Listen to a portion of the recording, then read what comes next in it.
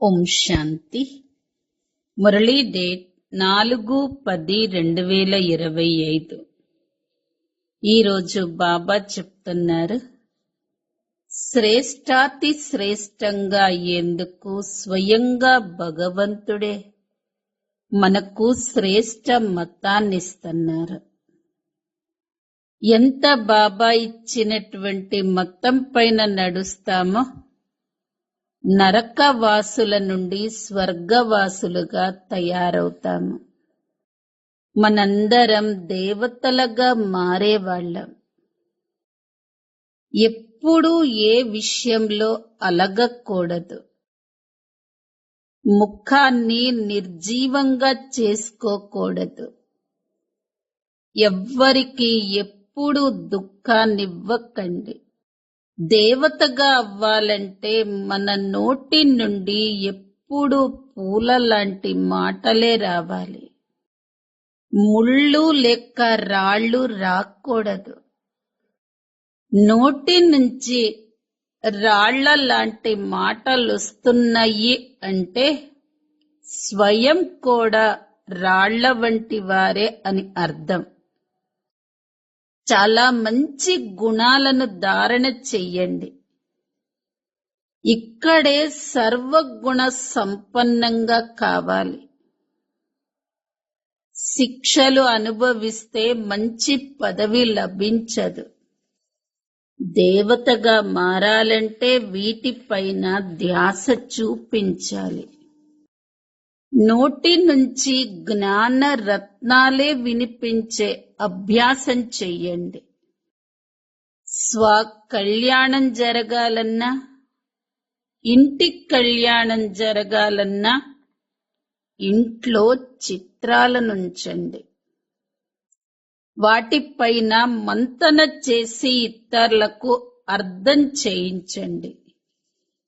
ఇందులో బిజీగా ఉండండి.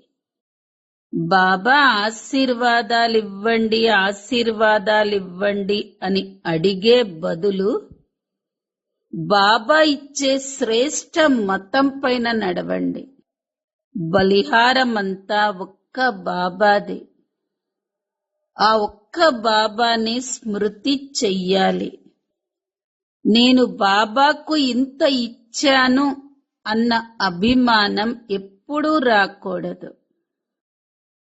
నాది అన్నది సమాప్తం చెయ్యటము అంటే బాబా సమానమైన స్థితులై సమయాన్ని సమీపంగా తీసుకురావటం.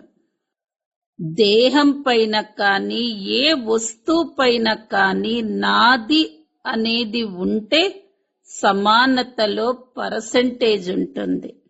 ఏదైనా శాతం పర్సెంటేజ్ ఉన్నది అంటే డిఫెక్ట్ ఉండటం.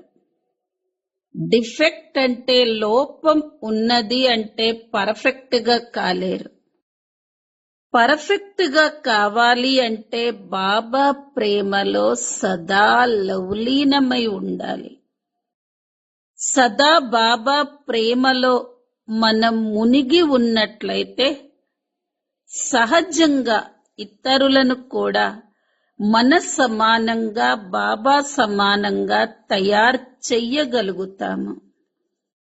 బాబ్ దాదా తన ప్రేమలో మునిగి ఉన్న పిల్లలకు సదా తత్తత్వం అనే వరదానాన్నిస్తారు. పరస్పర భావాలకు గౌరవాన్నిచ్చినట్లయితే స్వయం యొక్క రికార్డు మంచిగా అయిపోతుంది. ఎవరం మనం? తత్తత్వం యొక్క వరదాని ఆత్మల. ఈ రోజటి మధుర మహావాక్యాలు, మధురమైన పిల్లలు శ్రేష్టాతి శ్రేష్టంగా అయ్యేందుకు స్వయంగా భగవంతుడే మీకు శ్రీమతాన్ని ఇస్తున్నారు. దీని ద్వారా మీరు నరకవాసుల నుండి స్వర్గవాసులుగా అయిపోతారు. ప్రశ్న: దేవతలుగా అయ్యే పిల్లలు విశేషంగా ఏ విషయంపై ధ్యాస ఉంచాలి? జవాబు: ఎప్పుడూ ఏ విషయంలోనూ అలగకూడదు. ముఖాన్ని నిర్జీవంగా చేసుకోకూడదు. ఎవరికి దుఃఖాన్నివ్వకూడదు. దేవతగా అవ్వాలంటే మీ నోటి నుండి ఎల్లప్పుడూ పుష్పాలే వెలువడాలి. ముళ్ళు లేక రాళ్ళు వస్తున్నాయి అంటే మీరు రాళ్ల వంటి వారే. చాలా మంచి గుణాలను ధారణ చెయ్యాలి. ఇక్కడే సర్వగుణ సంపన్నులుగా అవ్వాలి. శిక్షలు అనుభవిస్తే మంచి పదవి లభించదు. ఓం శాంతి. కొత్త విశ్వము లేక కొత్త ప్రపంచానికి యజమానులుగా అయ్యే ఆత్మిక పిల్లలకు ఆత్మిక తండ్రి కూర్చొని అర్థం చేయిస్తున్నారు. అనంతమైన వారసత్వాన్ని ఇచ్చేందుకు బాబా వచ్చారు అని పిల్లలకు తెలుసు. మనం అర్హులుగా లేము. హే ప్రభు, నేను అర్హుడుగా లేను, నన్ను అర్హుడుగా చెయ్యి అని అంటారు. మీరు మనుష్యులు, అలాగే ఈ దేవతలు కూడా మానవులే. కానీ వారిలో దైవీ గుణాలు ఉండేవి అని బాబా పిల్లలకు అర్థం చేయిస్తున్నారు. వారినే సత్యమైన మనుష్యులు అని అంటారు. మనుష్యులలో అసూరి గుణాలున్నట్లయితే మానవత్వం లేనివారు అని అంటారు. వారి నడవడిక జంతువుల్లాగా అయిపోతుంది. దైవీ గుణాలు లేకపోతే అసూరి గుణాలున్నట్లే. ఇప్పుడు మళ్ళీ బాబా వచ్చి మిమ్మల్ని శ్రేష్ఠ దేవతలుగా తయారు చేస్తారు. ఈ లక్ష్మీనారాయణులే సత్యఖండంలో ఉండే సత్యమైన మనుష్యులు. వీరిని దేవతలు అని పిలుస్తారు. వీరిలో దైవీ గుణాలున్నాయి. హే పతిత పావన రా అని పిలుస్తారు. కాని పావన రాజులు ఎలా ఉంటారో, మళ్ళీ పతిత రాజులు ఎలా ఉంటారో ఈ రహస్యము ఎవ్వరికీ తెలియదు. అది భక్తి మార్గం. జ్ఞానం గురించి ఎవ్వరికీ తెలియదు. పిల్లలైన మీకు బాబా అర్థం చేయిస్తారు మరియు అలా తయారు చేస్తారు. ఈ దేవతలు కూడా సత్యుగంలో కర్మలు చేస్తారు. కాని వారు పతిత కర్మలు చెయ్యరు. వారిలో దైవీ గుణాలున్నాయి. చీచీ పనులు చెయ్యని వారే స్వర్గవాసులవుతారు. నరకవాసులతో మాయ చీచీ పనులు చేయిస్తుంది. ఇప్పుడు భగవంతుడు కూర్చొని శ్రేష్టమైన పనులు చేయిస్తారు. అలాగే ఇటువంటి చీచీ పనులు చెయ్యకండి అని శ్రేష్ట మతాన్నిస్తారు. శ్రేష్టాతి శ్రేష్టంగా తయారయ్యేందుకు శ్రేష్టాతి శ్రేష్టమైన మతమిస్తారు. దేవతలు శ్రేష్టమైన వారు కదా. వారు ఉండేదే కొత్త ప్రపంచమైన స్వర్గంలో. ఈ విషయాలు కూడా మీలో నెంబర్ వారీగా పురుషార్థమనుసారంగా తెలుసుకున్నారు. కావున అష్టరత్నాల మాల 108, 16,108 మాల తయారవుతుంది. ఇన్ని కోట్ల మంది మనుష్యులున్నారు. అందులో 16,000 శ్రేష్టంగా అయితే వారు ఎంత పర్సెంటేజ్ అవుతారు? 0.5% కూడా అవ్వలేదు కదా. బాబా పిల్లలను ఎంతో ఉన్నతంగా తయారు చేస్తారు. మీరు ఏ వికర్మలు చెయ్యకండి అని బాబా పిల్లలకు అర్థం చేయిస్తారు. మీకు ఎంతో శ్రేష్టమైన తండ్రి లభించారు. కావున మీలో ఎంతో సంతోషం ఉండాలి. అనంతమైన తండ్రి మమ్మల్ని దత్తత తీసుకున్నారని మీరు అర్థం చేసుకున్నారు. మనం వారి సంతానంగా అయ్యాము. బాబా స్వర్గ రచయిత కావున ఇటువంటి స్వర్గానికి యజమానులుగా అయ్యేందుకు సర్వగుణ సంపన్నులుగా అవ్వవలసి ఉంటుంది. ఈ లక్ష్మీనారాయణులు సర్వగుణ సంపన్నులుగా ఉండేవారు. వీరి అర్హతలను మహిమ చెయ్యటం జరుగుతుంది. మళ్ళీ 84 జన్మల తర్వాత అనర్హులుగా అయిపోతారు. ఒక్క జన్మ కిందకు దిగినా కళలు తగ్గుతాయి. ఈ విధంగా కళలు మెల్లమెల్లగా తగ్గుతూ ఉంటాయి.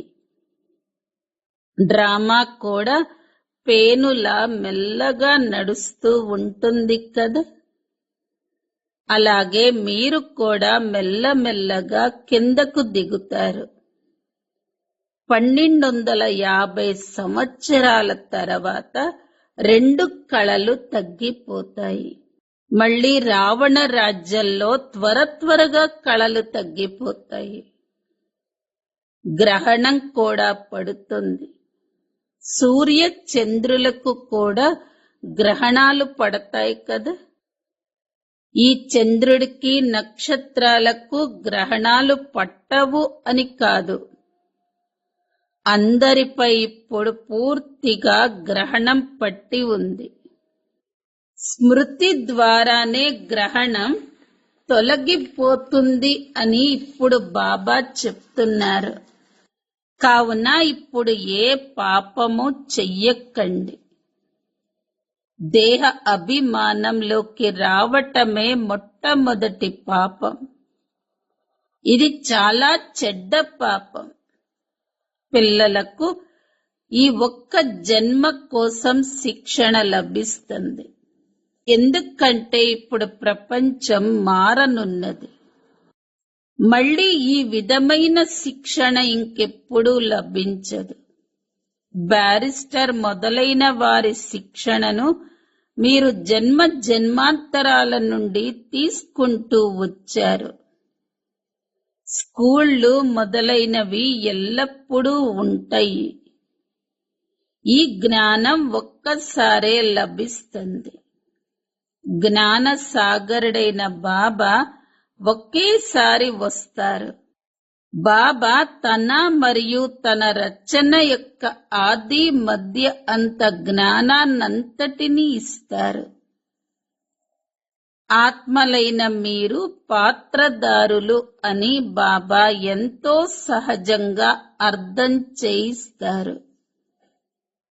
ఆత్మలు తమ ఇంటి నుండి ఇక్కడకు వచ్చి పాత్రను అభినయిస్తాయి. ఆ ఇంటిని ముక్తిధామము అని అంటారు. స్వర్గం జీవన ముక్తిధామం. ఇక్కడ ఇది జీవన బంధనం. ఈ పదాలను కూడా యథార్థ రీతిగా గుర్తుంచుకోవాలి. మోక్షం అనేది ఎప్పుడూ లభించదు. మనుష్యులు మోక్షం లభించాలని కోరుకుంటారు. అనగా ఈ ఆవగమనం నుండి వెళ్ళిపోవాలి అని భావిస్తారు. కాని పాత్ర నుండి ఎవరూ వెళ్ళలేరు. ఇది అనాదిగా రచింపబడి ఉన్న ఆట. ప్రపంచ చరిత్ర మరియు భూగోళం ఖచ్చితంగా అదే విధంగా పునరావృతమవుతుంది. సత్యుగంలో ఆ దేవతలే వస్తారు. మళ్ళీ చివరిలో ఇస్లాములు, బౌద్ధులు మొదలైన వారు అందరూ వస్తారు. ఈ మనుష్య వృక్షం తయారవుతుంది. దీని బీజం పైన ఉంది. బాబా ఈ మనుష్య సృష్టికి బీజ రూపం. సత్యుగంలో ఈ మనుష్య సృష్టి రూపీ వృక్షం చాలా చిన్నగా ఉంటుంది. మళ్ళీ మెల్లమెల్లగా చాలా వృద్ధి జరుగుతుంది. అచ్చా, మళ్ళీ అది ఎలా చిన్నగా అవుతుంది? బాబా వచ్చి పతితుల నుండి పావనులుగా తయారు చేస్తారు. కొద్ది మంది మాత్రమే పావనంగా అవుతారు. కోటికి ఒక్కరు వెలువడతారు. అర్ధకల్పం చాలా తక్కువ మంది ఉంటారు. అర్ధకల్పంలో ఎంతో వృద్ధి జరుగుతుంది. కావున అన్నింటికన్నా ఎక్కువగా దేవీ దేవతల సాంప్రదాయం ఉండాలి. ఎందుకంటే మొట్టమొదట వారే వస్తారు, కానీ ఇతర ధర్మాలలోకి వెళ్ళిపోతారు. ఎందుకంటే వారు తండ్రినే మర్చిపోయారు. ఇది ఒక తప్పుతో కూడి ఉన్న ఆట. మర్చిపోవటం వల్ల నిరుపేదలుగా అయిపోయారు. మర్చిపోతూ పూర్తిగా మర్చిపోతారు. భక్తి కూడా మొట్టమొదట ఒకరినే చేస్తారు. ఎందుకంటే సర్వులకు సద్గతినిచ్చేది ఒక్కరే. మరి ఇతరుల భక్తిని ఎందుకు చెయ్యాలి? ఈ లక్ష్మీనారాయణలను కూడా తయారు చేసేది శివుడే కదా. కృష్ణుడు ఎలా తయారు చేస్తాడు? అది అసంభవం. కృష్ణుడు రాజయోగాన్ని ఎలా నేర్పించగలడు? అతడు సత్యుగ యువరాజు. ఎంత పెద్ద పొరపాటు చేశారు! ఎంత చెప్పినా బుద్ధిలో కూర్చోదు. ఇక ఇప్పుడు నన్ను స్మృతి చెయ్యండి మరియు దైవీ గుణాలను ధారణ చెయ్యండి అని ఇప్పుడు బాబా చెప్తున్నారు. ఏదైనా ఆస్తి గొడవలు ఉంటే వాటిని సమాప్తం చేసుకోండి. పోట్లాడుకుంటూ ప్రాణాలు కూడా వెళ్ళిపోతాయి. బ్రహ్మ తన వాటాను వదిలినప్పుడు గొడవ చెయ్యలేదు కదా. తక్కువ దొరికితే దొరికింది, దానికి బదులుగా ఎంతో రాజ్యం లభించింది కదా. నాకు వినాశనము మరియు రాజ్య సాక్షాత్కారం జరిగింది. తర్వాత ఎంతో సంతోషమనిపించింది. నాకు విశ్వరాజ్యం లభిస్తుంది. కావున వీటి విలువ ఎంత? ఆకలితో ఎవరూ చావరు కదా. డబ్బు లేని వారు కూడా తమ కడుపు నింపుకుంటారు కదా. మమ్మ ఏమన్నా తీసుకొచ్చిందా? కానీ మమ్మను ఎంతగా తలుచుకుంటూ ఉంటారు. మమ్మాని తలుచుకుంటారు, మంచిదే. కానీ ఇప్పుడు మమ్మ నామరూపాలను స్మృతి చెయ్యకండి. నేను కూడా మమ్మాలాగా ధారణ చెయ్యాలి. మమ్మాలాగా తయారయ్యి సింహాసనానికి అర్హులుగా కావాలి అని భావించండి. కేవలం మమ్మా మహిమ చెయ్యటంతో అలా అవ్వరు. నన్నొక్కడిని స్మృతి చెయ్యండి, స్మృతి యాత్రలో ఉండండి అని బాబా అంటారు. మమ్మా వలె జ్ఞానాన్ని వినిపించాలి. ఎప్పుడైతే మీరు కూడా మమ్మా వలె మహిమా యోగ్యులుగా అయ్యి చూపిస్తారో అప్పుడే మమ్మాకు నిదర్శనం చూపించినట్లవుతుంది. కేవలం మమ్మా మమ్మా అని అనటంతో కడుపు నిండదు. ఇంకా మీ కడుపు వెళ్లి వీపుకు ఆనుకుంటుంది. శివ్ బాబాను స్మృతి చెయ్యటం ద్వారా మీ కడుపు నిండుతుంది. ఈ దాదాని స్మృతి చెయ్యటం ద్వారా కూడా మీ కడుపు నిండదు. ఒక్కరినే స్మృతి చెయ్యాలి. బలిహారమంతా ఒక్కరిదే. సేవ చేసేందుకు యుక్తులను రచించాలి. ఎల్లప్పుడూ మీ నోటి నుండి పూలు రావాలి. ముళ్ళు రాళ్ళు మీ నోటి నుండి వచ్చినట్లయితే మీరు రాళ్ల వంటి వారే. చాలా మంచి గుణాలను ధారణ చెయ్యండి. మీరు ఇక్కడ సర్వగుణ సంపన్నులుగా అవ్వాలి. శిక్షలు అనుభవించినట్లయితే అంత మంచి పదవి లభించదు. నేరుగా బాబా నుండి వినేందుకు పిల్లలు ఇక్కడికి వస్తారు. ఇక్కడ బాబా తాజాగా నషాను ఎక్కిస్తారు. సెంటర్లో నష ఎక్కుతుంది. మళ్ళీ ఇంటికి వెళ్ళగానే సంబంధికులు మొదలైన వారిని చూసినట్లయితే నష దిగిపోతుంది.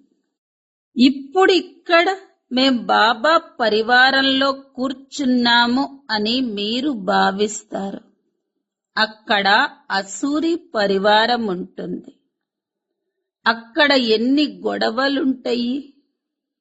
అక్కడకు వెళ్ళటంతోనే బురదలో పడిపోతారు. ఇక్కడ మీరు బాబాను మర్చిపోకూడదు.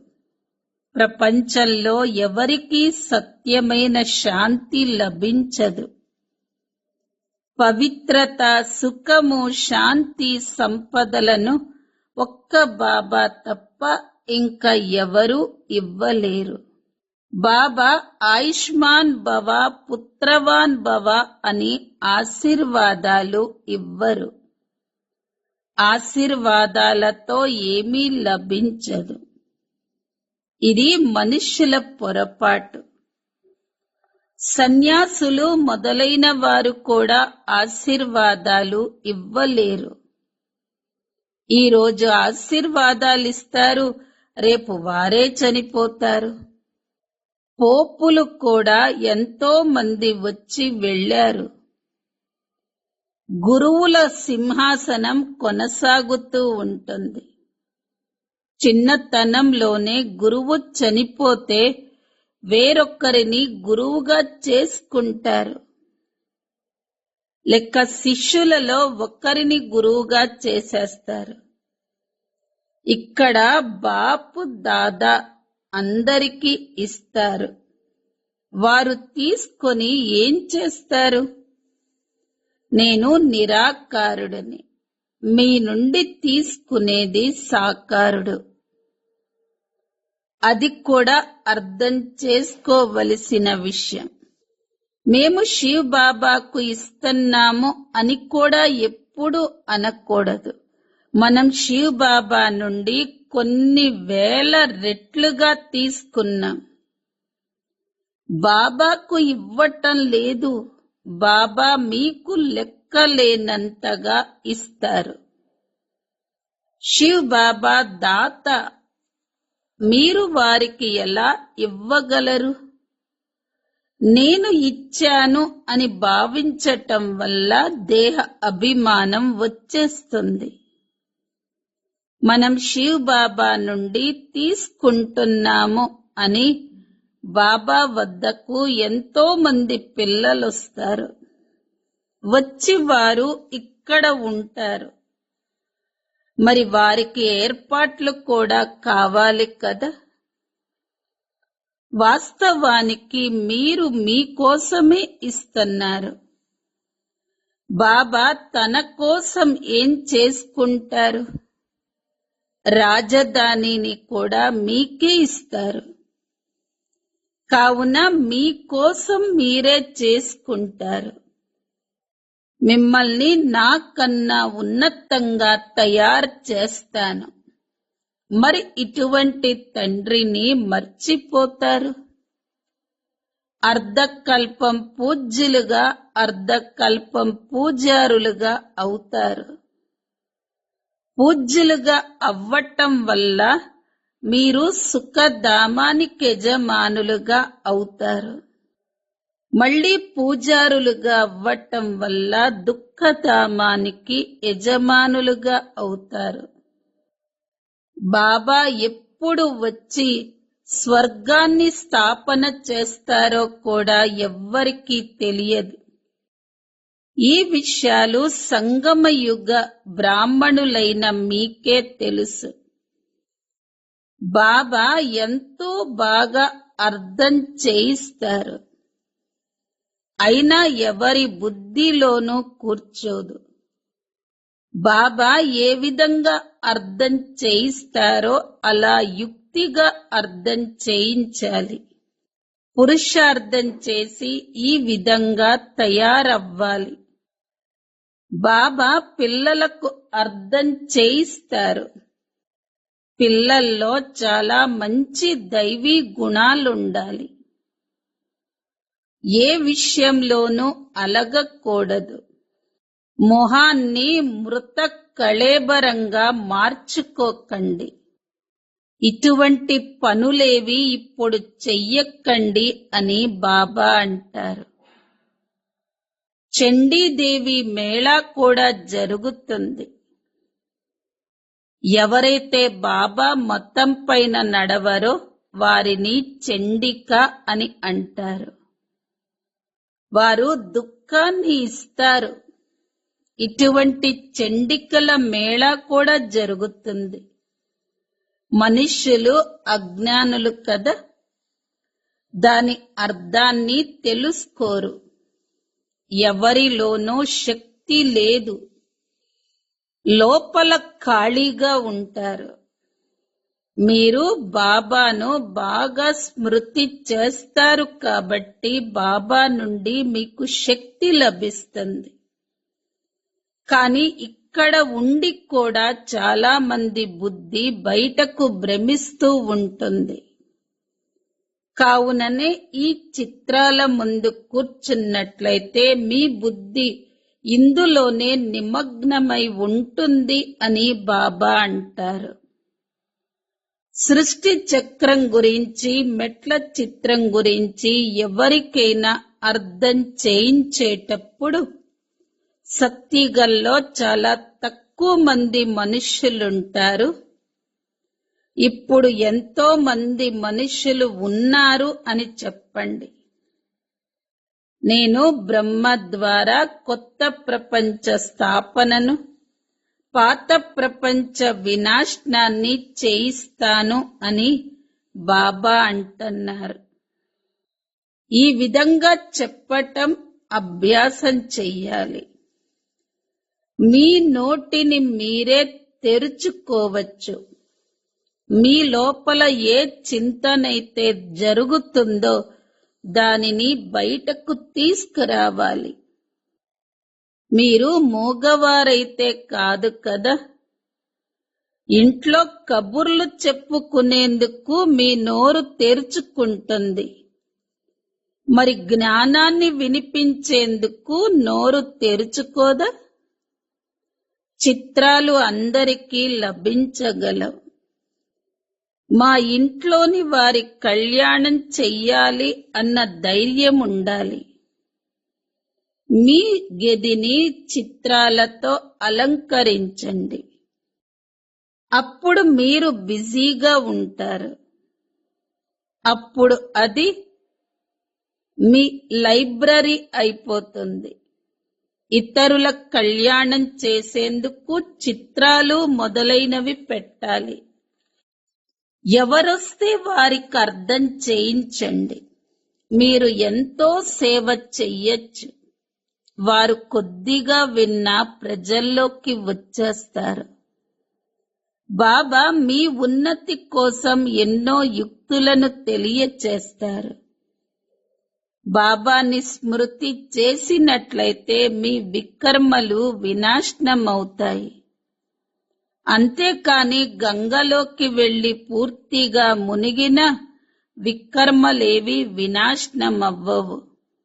ఇవన్నీ అంధశ్రద్ధలు. హరిద్వార్లో మొత్తం ఆ పట్టణంలో ఉన్న దుర్గంధమంతా వెళ్లి గంగలో కలుస్తుంది. సముద్రంలో అంత దుర్గంధం పడదు. నదులలో ఎంతో చెత్త పడుతూ ఉంటుంది. కనుక వాటితో పావనంగా ఎలా అవుతారు? మాయ అందరినీ బుద్ధిహీనులుగా చేసేసింది. నన్ను స్మృతి చెయ్యండి అని బాబా పిల్లలతో చెప్తారు. హే పతిత పావన అని ఆత్మనే పిలుస్తుంది కదా. మీ శరీరపు లౌకిక తండ్రి ఉన్న ఆత్మే పిలుస్తుంది. పతిత పావనుడు ఒక్క తండ్రే. ఇప్పుడు మనం అలా పావనంగా చేసే ఆ తండ్రిని స్మృతి చేస్తాము. జీవనముక్తి దాత ఒక్కరే. ఇంకా ఎవరూ జీవనముక్తిని ఇవ్వలేరు. ఇంత సహజమైన విషయాన్ని కూడా ఎవరూ అర్థం చేసుకోరు. అచ్చా, మధురాతి మధురమైన ఆత్మిక పిల్లలకు మాతా పిత బాప్ దాదాల ప్రియ స్మృతులు మరియు గుడ్ మార్నింగ్. ఆత్మిక పిల్లలకు ఆత్మిక తండ్రి నమస్తే. ఆత్మిక పిల్లలవి ఆత్మిక తల్లి తండ్రులకు ప్రియ స్మృతులు, గుడ్ మార్నింగ్ మరియు నమస్తే. ధారణ కొరకు ముఖ్య సారం. మొదటి పాయింట్, మీ నోటి నుంచి జ్ఞాన రత్నాలను వినిపించే అభ్యాసం చెయ్యండి.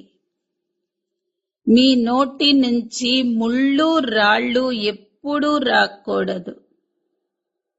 మీ కళ్యాణం మరియు మీ ఇంటి కళ్యాణం చేసేందుకు ఇంట్లో చిత్రాలను అలంకరించండి. వాటిపై విచార సాగర మంథనం చేసి ఇతరులకు అర్థం చేయించాలి. బిజీగా ఉండాలి. రెండో పాయింట్, బాబా నుండి ఆశీర్వాదాలను కోరుకునేందుకు బదులుగా వారి శ్రేష్ఠ మతంపై నడవాలి. బలిహారమంతా ఒక్క శివ్ బాబాదే. కావున వారినే స్మృతి చెయ్యాలి. నేను బాబాకు ఇంత ఇచ్చాను అన్న అభిమానం ఎప్పుడూ రాకూడదు. వరదానం. బాబా సమానమైన స్థితి ద్వారా సమయాన్ని సమీపంగా తీసుకువచ్చే తత్వం యొక్క వరదాని భవ. నాది అన్న దానిని సమాప్తం చెయ్యటమనగా బాబా సమానమైన స్థితిలో స్థితులై సమయాన్ని సమీపంగా తీసుకురావటం. ఎక్కడైతే తమ దేహంలో లేక తమ ఏదో ఒక వస్తువులో నాది అనేది ఉంటుందో అక్కడ సమానతలో పర్సంటేజ్ ఉంటుంది. ఇలా శాతం ఉండటం అనగా డిఫెక్ట్ ఉండటం. ఇటువంటి డిఫెక్ట్ అనగా లోపమున్న వారు పర్ఫెక్ట్ గా అవ్వలేరు. పర్ఫెక్ట్ గా అయ్యేందుకు బాబా ప్రేమలో సదా లవలీనమై ఉండండి. సదా ప్రేమలో లవలీనమై ఉండటం ద్వారా సహజంగానే ఇతరులను కూడా మీ సమానంగా లేక బాబా సమానంగా తయారు చెయ్యగలుగుతారు. బాప్ దాదా తమ లవ్లీ మరియు లవ్లీనులుగా ఉండే పిల్లలకు సదా తత్తత్వం అనే వరదానాన్ని ఇస్తారు. స్లోగన్: పరస్పర భావాలకు గౌరవాన్నిచ్చినట్లయితే స్వయం యొక్క రికార్డు మంచిగా అయిపోతుంది. అవ్యక్త ప్రేరణ పాయింట్. స్వయం కోసం మరియు సర్వుల కోసం మనస్సు ద్వారా యోగ శక్తులను ప్రయోగించండి. మనసా సేవ కోసం మనస్సు బుద్ధిని వ్యర్థాన్ని ఆలోచించటం నుండి దూరంగా ఉంచాలి. మన్మనాభవ మంత్రం యొక్క సహజ స్వరూపులుగా అవ్వాలి. ఏ శ్రేష్ఠ ఆత్మల మనస్సు అనగా సంకల్పాలు శ్రేష్టంగా మరియు శక్తివంతంగా ఉంటాయో, శుభ భావన శుభ కామనలు కలిగినవిగా ఉంటాయో, వారు మనస్సు ద్వారా శక్తుల దానం చెయ్యగలరు. ఓం శాంతి.